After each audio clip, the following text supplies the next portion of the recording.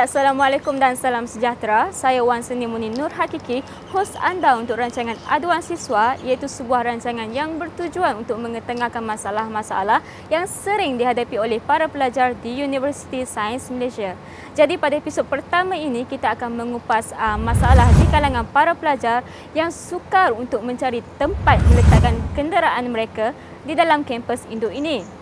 Untuk maklumat anda semua, di dalam kampus induk ini sahaja terdapat sebanyak 3,563 ruangan parking untuk kenderaan kereta, manakala sebanyak 7,045 pula jumlah untuk motosikal. Kawasan parking ini boleh dilihat di beberapa kawasan, contohnya di hadapan Dewan Tuanku Said Putra, Pasar Pelajar, berdekatan dengan Perpustakaan Hamzah Sendut 1 dan 2, Chancellery, serta di beberapa buah tempat yang berdekatan dengan Dewan Kuliah, Pusat Tanggungjawab Jabatan, Pusat Pengajian serta Desa Siswa. Kami juga telah menemu bual beberapa orang pelajar USM untuk mengetahui apakah pandangan serta pendapat mereka tentang masalah ini. Jom kita dengar apa kata mereka. Yeah, because of limited car space, parking lot, so banyak student kena park lebih jauh lah. So bila kena park lebih jauh, kena jalan lebih jauh lah ke kelas. Okay? Tempat parking di SM ini juga bagi saya tidak dibahagikan secara apa orang cakap adil, kerana saya lihat majoriti parking yang berada di SM ini adalah khas untuk staff. Tetapi bagaimana pula jika ada tetamu yang datang? Di mana hendak mereka letak kenderaan? Dan saya juga dapat melihat yang mana student juga tidak kisah sama sekali, walaupun tidak ada stiker, tapi mereka dengan bebasnya bawa masuk kenderaan dan letakkan kenderaan mereka di kawasan-kawasan staff. Walaupun ada kawasan OKU pun mereka letak juga. Kalau ikutkan pelajar-pelajar first year, pelajar tahun 1, mereka tak boleh bawa kenderaan, tapi saya ada nampak pelajar tahun 1 lah yang membawa kenderaan. Jadi saya agak muskil lah macam mana penguatkuasaan dan pemantauan dibuatlah di universiti kan.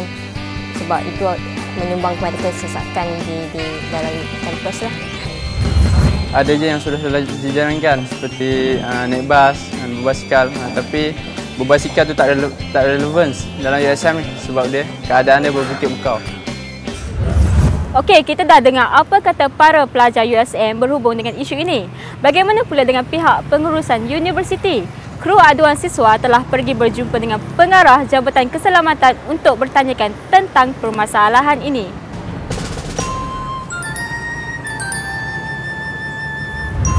Parking lot memang tak mencukupi, sebabnya kita tahu perkembangan sekarang semasa. Jadi ramai staf yang mempunyai kenderaan dan pelajar juga mempunyai kenderaan. Jadi yang memburukkan keadaan adalah pelajar-pelajar juga yang tak dibenarkan bawa kenderaan. Jadi itu yang kita boleh jumpa, kenderaan-kenderaan yang tidak ada stiker. Pihak keselamatan pada dasarnya, kita bagi kenderaan yang tidak berstiker, kalau dia park di kawasan padang kawat, palapis tu, kita tak akan kacau lah. Kita tak akan klaim. Kawasan lain, kalau waktu pejabat, memang kita akan klaim. Bagi student yang tidak ada stiker, selepas waktu pejabat tu, kita bagi ruang untuk dia masuk, sebab kadang-kadang student datang untuk group studies, kadang-kadang bawa assignment, projek, jadi memerlukan nak bawa tu satu kesusahan pada mereka. Jadi kita beri kelonggaran. Waktu pejabat mereka mesti boleh masuk untuk tujuan menghantar barang-barang. Selepas tu dia kena cari tempat parking lain, tak dibenarkan park di kawasan parking lot. Itu yang kita buat sekarang ni. Jadi untuk pelajar tu kita mintalah kalau ada pun nak park di kawasan yang jauh daripada pusat pengajian dan Dewan Kuliah. Situ tempat kritikal. Pihak keselamatan pun sebenarnya dari segi pembinaan tempat parking bukan tanggungjawab keselamatan, biarlah tanggungjawab pembangunan. Kami hanya menguatkuasakan saja. Jadi kalau nak tanya jumlah parking, nak parking tambah ke semua sekali ini, semua adalah di bawah pembangunan lah. Kami telah menerima pelbagai cadangan daripada para pelajar, antaranya menggalakkan berbasikal di dalam kampus, menggunakan perkhidmatan bas dengan sepenuhnya, dan yang paling ketara sekali ialah pembinaan parking lot bertingkat di dalam kampus induk ini. Pihak Jabatan Keselamatan telah pun menghantar usul cadangan lokasi kepada Jabatan Pembangunan untuk membina parking lot tersebut di sini di belakang Perpustakaan Hamzah Sendut 2. Jadi, kru aduan siswa telah pergi menemu bual pihak Jabatan Pembangunan untuk mengetahui apakah status cadangan tersebut. USM ni kampus tinggalan penjajah. Jadi kita tidak dapat merancang tempat letak kereta yang maknanya tidak dapat merancang secara baiklah. Sebab bangunan itu sudah ada berbanding dengan bangunan kampus-kampus baru yang dia boleh rancang bangunan A parkingnya di sini, bangunan B parkingnya di sini. Jadi sekarang kita menafak mana-mana ruang yang ada, kita convert kepada parking lot. Sebenarnya isu parking bertekad ini sebenarnya sudah lama dibincangkan oleh pihak universiti. Saya ingat saya sejak daripada RM 19 ke 10 ada dibincangkan. Tetapi apabila sampai kepada senarai akhir projek, ianya telah bukan maksud tercicir, maknanya telah diletakkan prioriti yang kurang. Sebab kita kena lihat universiti ini lebih kepada fokus kita ialah ruang-ruang akademik dan R&D. Dan secara tidak langsung keperluan untuk mengadakan parking kereta bertekad ini telah tercicir daripada senarai sebab prioritinya rendah. Saya mencadangkan agar kita lihat pendekatan yang lain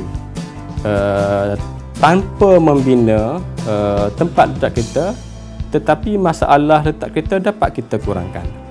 Kita kena fikir kaedah-kaedah lain yang lebih lestari dan dapat menyelesaikan masalah ini untuk jangka masa yang panjang. Jadi kita sudah dengar apa kata para pelajar dan pihak pengurusan universiti berkenaan dengan isu ini. Bagaimana pula dengan pendapat anda? Tinggalkan sebarang cadangan anda yang berkaitan di ruangan komen di bawah ini. Jika anda seorang pelajar USM dan mempunyai sebarang aduan untuk dikemukakan, hantarkan aduan anda ke aduansiswa.usmtv.my. Dan jangan lupa kunjungi laman web kami di www.usmtv.my serta ikuti kami di facebook.com/usmtv untuk sebarang informasi yang terkini. Aduan anda, perhatian kami. Semoga bertemu lagi di episod akan datang. Bye.